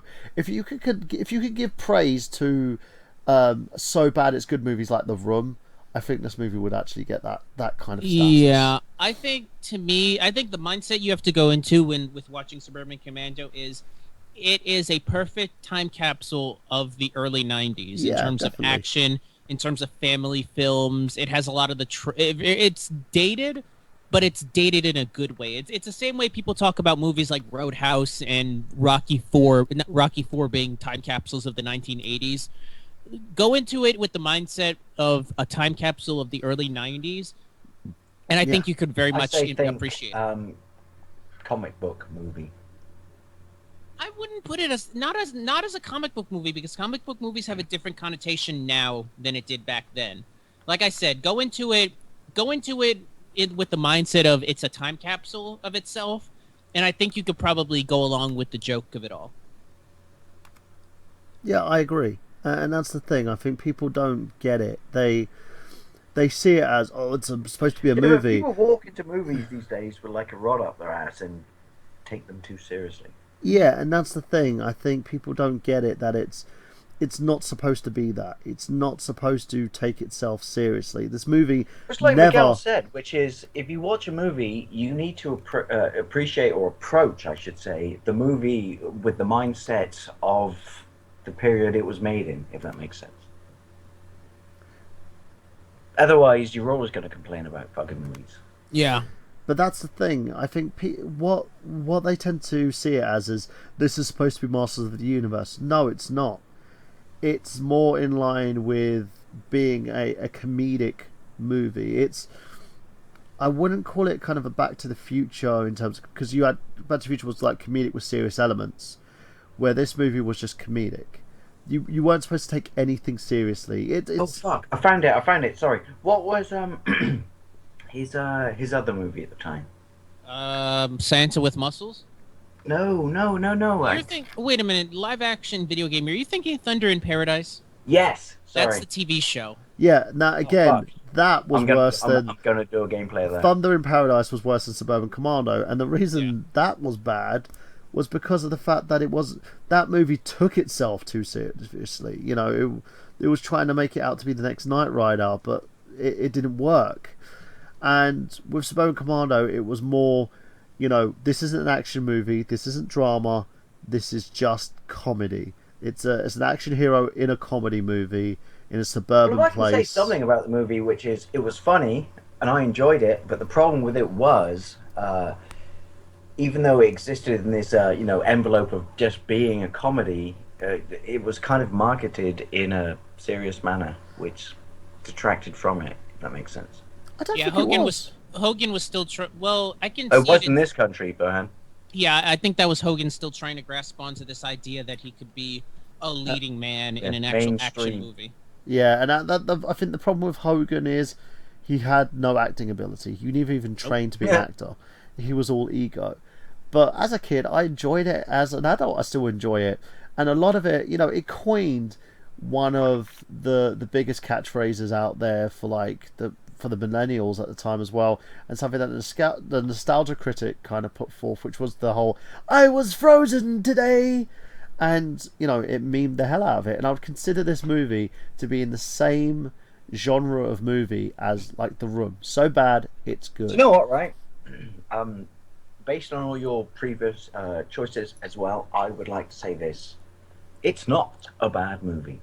No, it's not perfect, but it's not a bad movie. No, and again, it's as Miguel pointed it out, it was a symbol of its time, and it worked for what it was.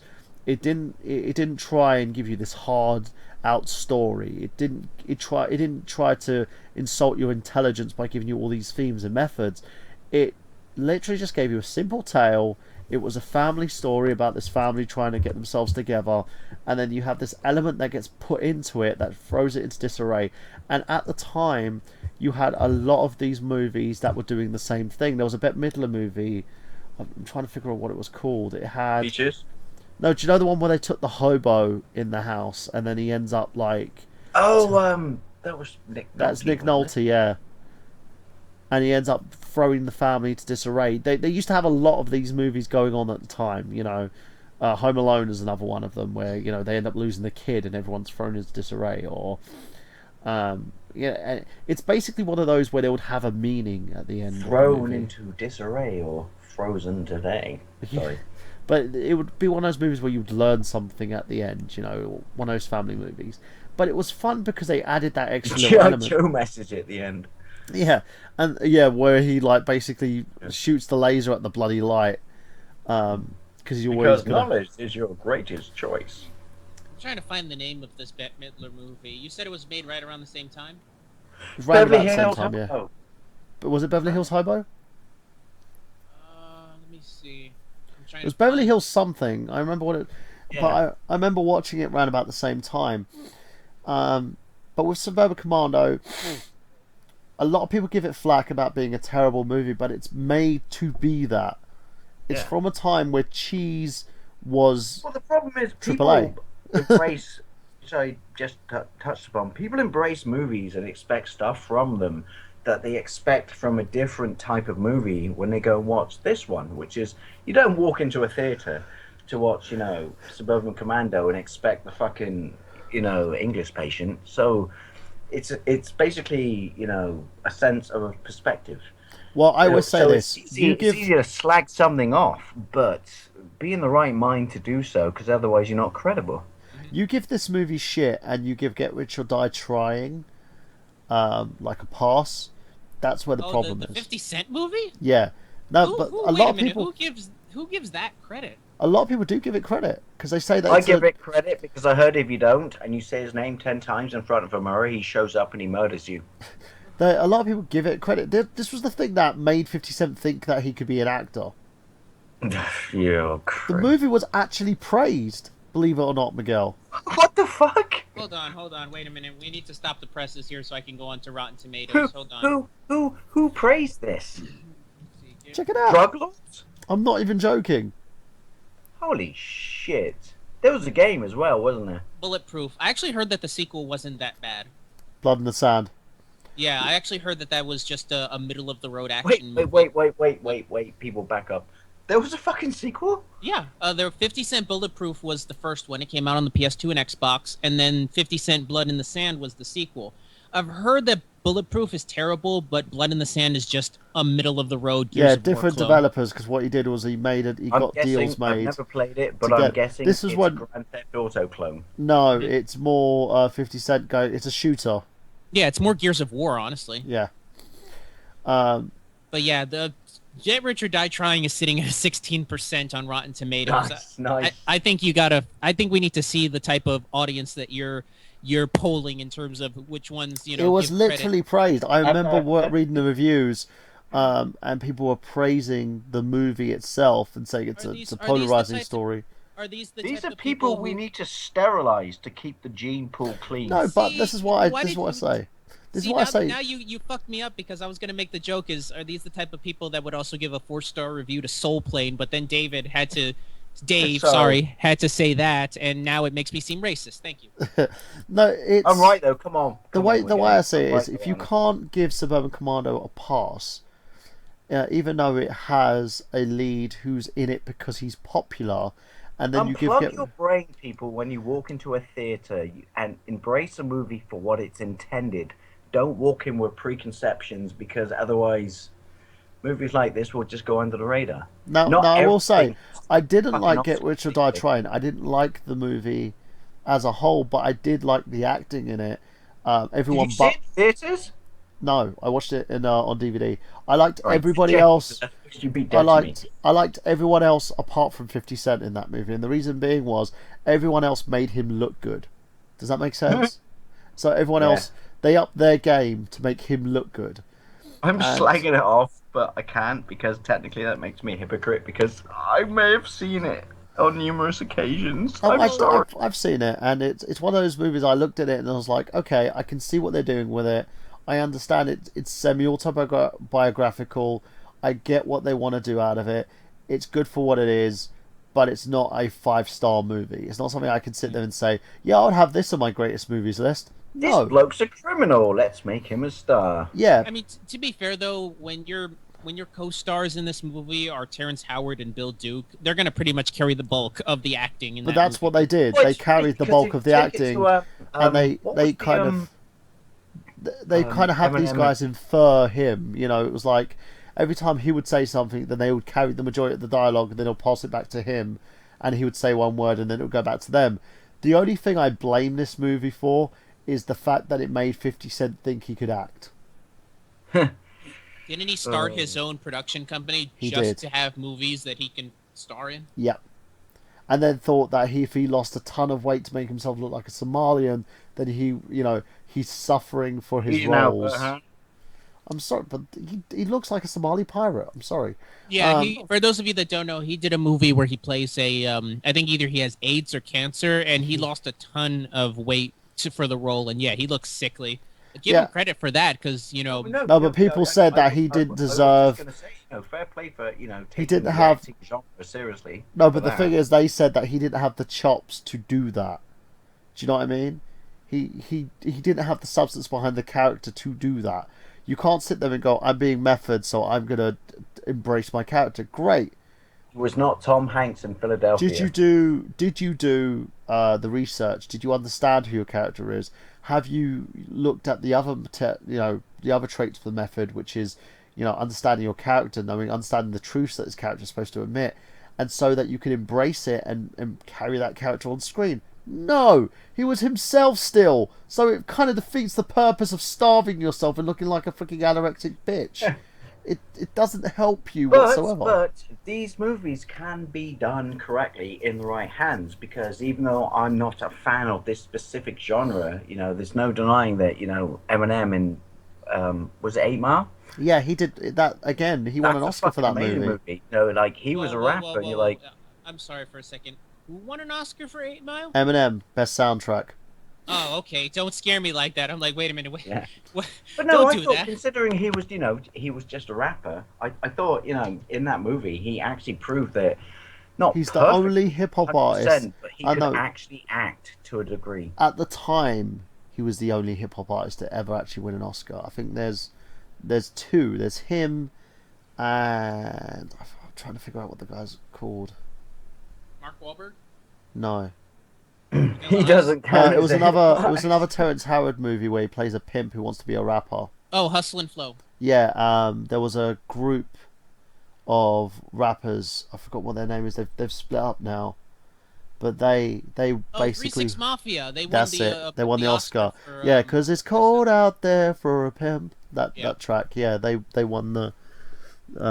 They basically won the Oscar for that, and the fact is, the way they play on the whole thing, it's actually a lot better. That movie is a better story about someone trying to break type and do something positive with his life than Get Rich or Die Trying is. I loved Hustle and Flow. I thought it was a really great movie. Well, I mean, I was gonna say I didn't know you were talking about Hustle and Flow, but in terms of mentioning 8 Mile, 8 Mile at least had a credible director. It was Curtis Hanson that directed it. He's the same guy that directed L.A. Confidential. So you got a credible director there. But let me see who. I stand by this. That's a good movie. Yeah. Let me see who directed Hustle and Flow. Let's see. In fact, look up what 8 Mile cost and what it got back. 8 Mile actually made his money back, I believe. Yeah, 8 Mile was actually a big hit. Let me just pull it back. They wanted Eminem to do more movies, and he was like, "Nope." $41 million budget, did $242 million. So yeah, huge hit for that. But yeah, I mean, I like him. I really do. I do like him as a performer, and I'm not a massive rap fan, but I think Eminem is credible, and I think that's the difference between him and 50 Cent, which is I just think he's credible. Yeah. What was the joke in this country a while back, which was if 50 Cent came out in this country, no one would take him seriously because he'd be called 50 pence. I just realized, how did we go from talking about Hulk Hogan and Suburban Commando to talking about 50 Cent and Hustle and Flow? That's a weird. It's basically kind of not really, because it goes to the whole thing of, celebrity is like a big trend when it comes to movies now, right? for instance, you had Iggy Azalea in the new Fast and Furious movie, where she played a variation of herself and tried a fake American accent, and I wanted to punch her. You had, what's her name? Nicki Minaj in The Other Woman. You know, Hogan wasn't new to this trend, but he was one of those people that kind of succumbed to it. And Suburban Commando, for all its bad moments, the movie itself was a parody of that, you know? It wasn't anything that would take itself seriously, and it was a trend that went on throughout that time. You know, Stallone with Stop or My Mum Will Shoot. Oh, you had to bring that up. I enjoyed that movie, believe it or not.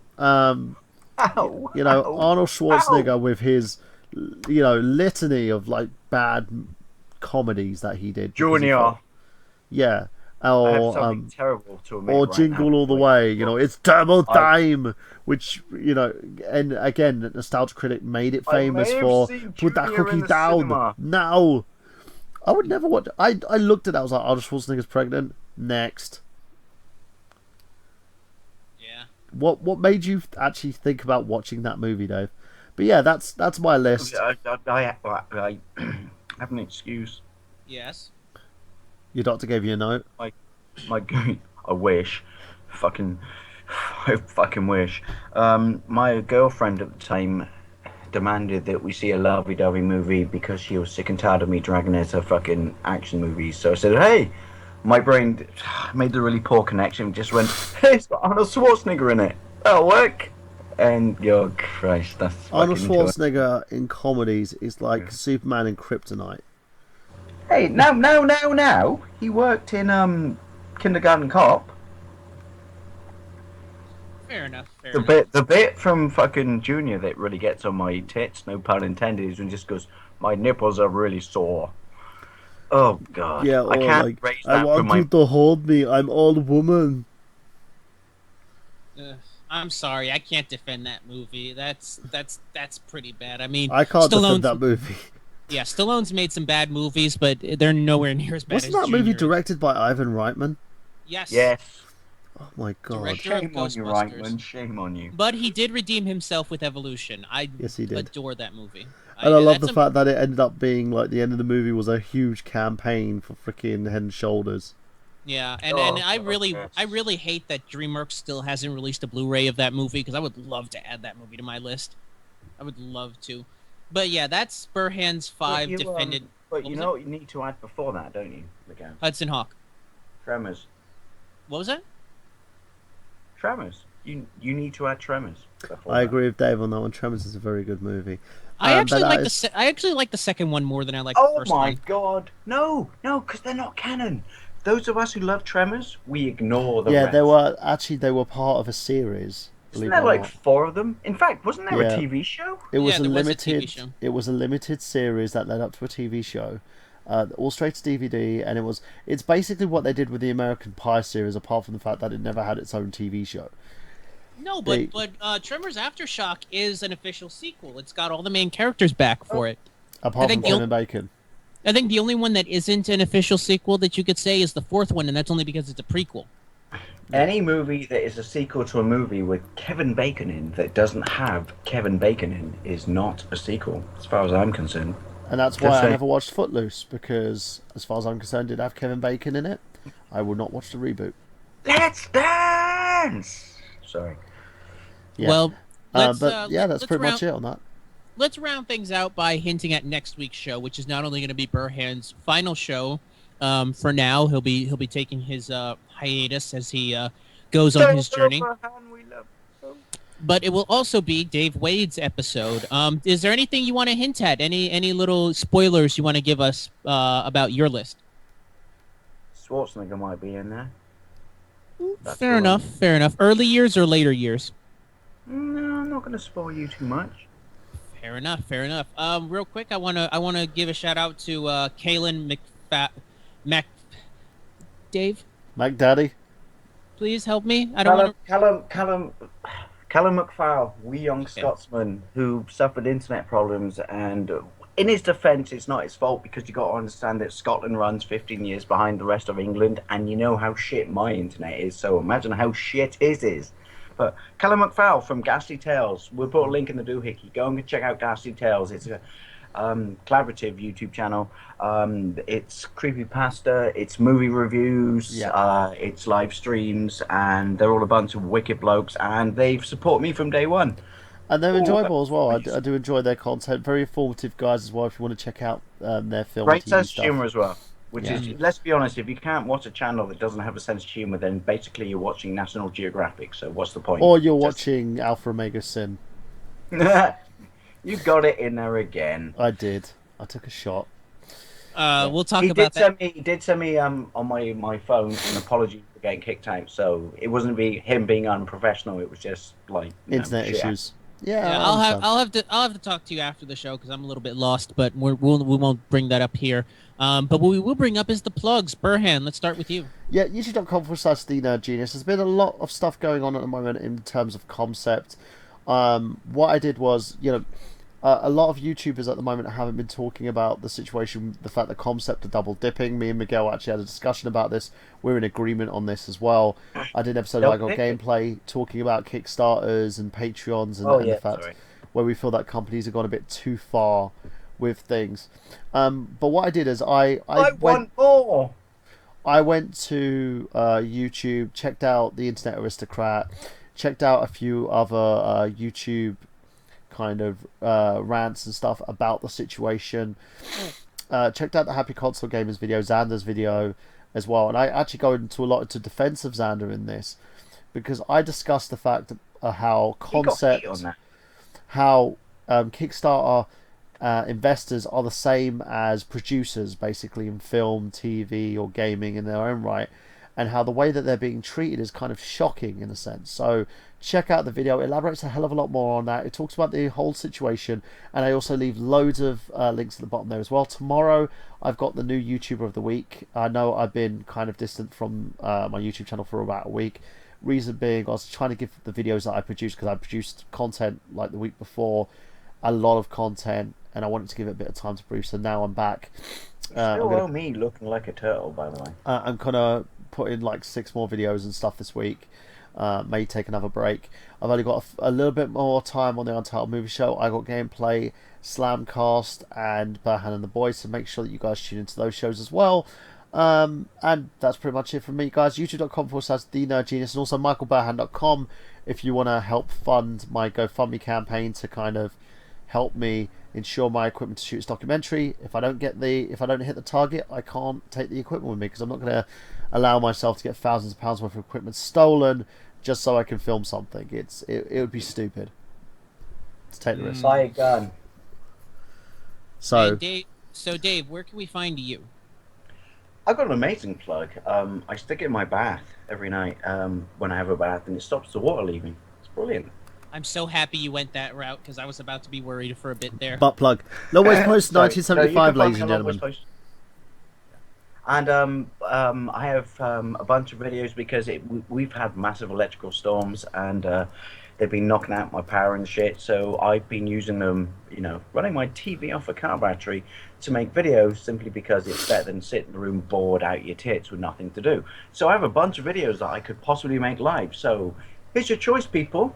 Do you want my Galaxy Force one? Do you want my Rainbow Islands on the Game Boy Color? Or would you like my thoughts on Creed during me kicking the shit out of Tommy the Machine Gun on Rocky on the GameCube? Pick one. And I really will say, give Creed a try, guys. Check out the trailer for it. That's what I say in the video, which is, people, I don't understand the massive amount of... Right, when we talked about this on an Untitled Movie Show, probably maybe 8 months ago, I was the first person just to go, this is stupid. But I've warmed to it, and I watched the trailer, and I think the trailer is really well put together, and it's probably got me kind of, pumped and hyped for this, and I'm really looking forward to it. Well, just think of it this way, right? From the fact that I'm not looking forward to the Fantastic Four, which is Michael B. Jordan's other film, I'm actually looking forward to Creed a lot more, and he plays a character that I can identify with a lot more than what they're doing with that Plus, movie. they totally tie it into the fact that it's not, because he's passing the torch, but it is a Rocky movie. Yeah, but it involves Rocky, and I like that. I like the fact that we're doing another movie that's based around that universe.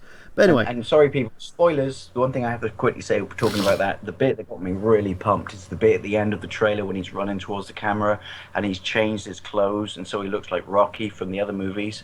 And he just said, what was it? A great fighter once said, "It's not about how hard you can get hit." And It's sorry, about it's how not hard about- you can get hit and get back up. And then he goes, "Oh!" and he runs forward, and my brain just went, sold, completely sold. I'm And seeing this fucking movie. I'll say this: I didn't even realize who was behind this. It's actually being written and directed by the same guy Yeah. who directed and wrote Fruitvale Station, which I and heard is a really Stallone good apparently movie. Stallone did some edits to the script as well. And for a I was movie that completely Stallone has had his surprised when I hands saw that. on, I think that Because this I is a. thought... Sorry, carry on, Bern. I think as a movie that Stallone's had his hands on, I really enjoy it. I think it's going to be something great. I was really surprised though when I saw the teaser trailer and that popped up at the start. I was like, wait, what? Because I haven't been looking into it behind the scenes or anything like that. But I was like, wait, Stallone's not directing this? Mm-mm. He's only He's acting only there. producing. Oh no, Could be good, he's a though. producer. Yeah. Good work. But yeah, you know what? I'll have to look more into this and really see, because, like I said, I liked Rocky 6. I liked Rocky Balboa. I love so, Rocky. I felt it was a great ending, yeah, as well. Yeah, so if it's gonna be more in that same vein, Have you seen I, the alternative ending where he wins? I've seen the clip, yeah, which I'm glad they didn't go along with, because Yeah, definitely. it would have killed any sort of vibe that movie had built up. You know how they shot that, don't you? By the way, they shot that before and after and during a real fight in Vegas. And so Fair when the crowd is shouting Rocky, Rocky, Rocky, Rocky, that's not like, fake and shit like that. They actually basically, between the sequences of a real fight in Vegas, just said, "Oh, by the way, we're shooting Rocky 6. Here's Rocky." And let's be honest, you wouldn't even have to be told to chant Rocky. If someone said, "By the way, do you want to watch a movie with Rocky in, or be part of a scene?" You're going to chant Rocky, aren't you? Let's be honest. Yeah, I mean, I when we did our Rocky retrospective, I praised the production in 6. I love that big fight style that they had, which really, you don't really get that in the other movies, just And it's because. got so much heart. Oh yeah, definitely. I adore it. So I'll have to look into this. But since we're on to my plugs, twitter.com/unmovieshow is the place to go for all your updates on the Untitled Movie Show. Links to our YouTube channel for the official Untitled Movie Show YouTube page are also on there. I haven't put up anything in a while, guys. I've been really busy. The summer has really kicked my ass in terms of work, and I'm currently working through a bit of a change that might be occurring, so hopefully we'll look into that. But I'm going to take some time out sometime this week and put up another video. I want to get at least up to episode 9 or 10 from the past episodes before I invest money in a URL, so hopefully soon enough we'll have a Still dedicated bloody owe URL. me a sexy biscuit, you wanker. Burhan, are you going to be recording after this? Because I'll record one right now, right after the show. What's that? Sexy biscuits for Mr. Dave Wade. I I need you on camera. Yeah, sure. We'll do it after the show then. You can record it for me and just send the file over to Dave. No worries. I've got like a bag of sexy biscuits for him anyway, so we can I can hand those over. Sexy biscuits. That's just so weird and creepy. So yeah, that's it from me. That's it from us. And Miguel, do you want to take us out? Of course. For myself, for Michael Burhan, for Dave Wade, for Callan McPhail, and for Miss Nina Kasky, who just messaged me back about the show, asking how it was. To all the folks associated with the Untitled Movie Show, take us out, Jay.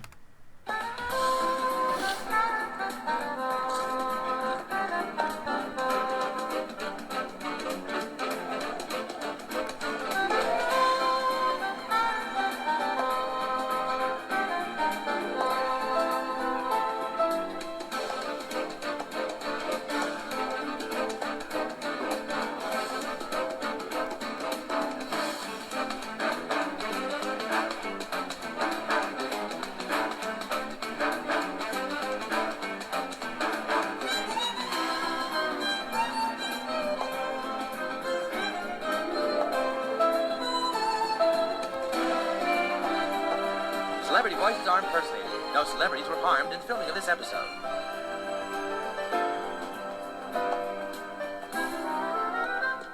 Excuse me, sir. The show's over. Get away, zit face.